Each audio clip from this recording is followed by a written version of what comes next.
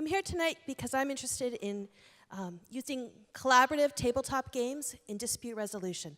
And by collaborative games, I'm talking about games where you work together, everybody wins together, or everybody loses together. And by tabletop, I'm thinking card games, dice game, board games. And I'm interested in this because I'm a mediator. So my job is to help people have better conversations, to solve problems together, to reach deals. And I first became interested in this a couple years ago. I met another mediator named Sharon Sutherland. She's from British Columbia, and she was actually going to have a game jam.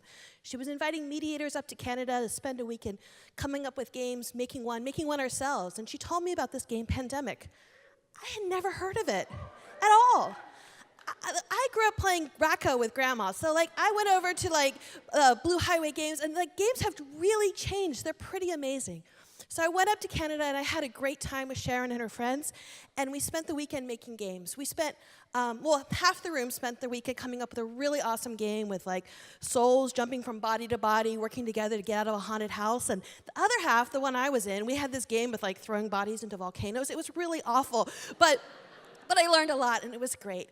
And the next year, I was talking to Sharon again, and we said, let's do a training together, a negotiation skills training, a boot camp. Well, boot camps are boring. How about negotiation skills for the zombie apocalypse? Legal CLE trainings aren't like this, but we did it anyway. So we used the zombie metaphor to talk about conflict and talking about negotiating somebody with a one-track mind, and we thought, let's come up with a game.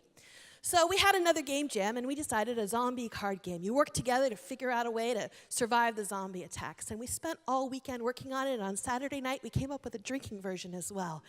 And we had a great time, and at the end of the weekend, we said, this is awesome. Let's hire an artist. Let's get it on Kickstarter. It's going to be great. It will be so easy. It wasn't easy.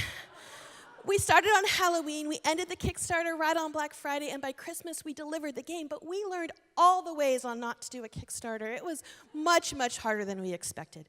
But that means for the last year I've spent a lot of time talking about collaborative games and using them in different ways. And that last slide is actually where I imagine doing it, like a training exercise as people are about to enter a negotiation, practice win-win, working collaboratively. But there's all different other ways of using it. It could be less formal, just in an office lunchroom, employees could play a game together and not try to beat each other up and kill each other, and that could be fun. A mediator we met, she took the game and she was working with new step families, new blended families, and she gave it as a homework assignment. So in between sessions, they'd have a thing to work on together. This is Amanda. She was one of the people that worked with us, one of the people who came to develop the zombie fight or flight game, and she's actually using it with nonprofit board members. She's calling it an icebreaker, but you can really learn a lot about how people deal with conflict when you're watching them interact with each other. So it turns out mediators weren't the only ones who were interested in using games in different ways. Teachers were pretty excited because there's a ton of games where kids learn to compete, but not a lot where they really cooperate, and not just little kids. We found a science professor up in British Columbia who wanted to make it an initial assignment for his lab partners. They figure out how to fight the zombies before they actually get to do science together. The most important story, though, was the family that took the game to the nursing home to visit their great uncle. And he had been playing poker his whole life until he couldn't play poker anymore. And now he can't do that. But he can play a cooperative game with the kids, and they can teach each other and give each other clues on which card to play. And they can play that game long after his poker days are done. So the more we talked about it, the more ideas came out. What about using it with in a juvenile detention facility? What about there's a group here in Seattle that uses Dungeons and Dragons to help kids with autism learn social skills? Would a collaborative game have would that be a place where you could use a collaborative game? Those all sounded like great ideas, and ideas I never would have imagined before.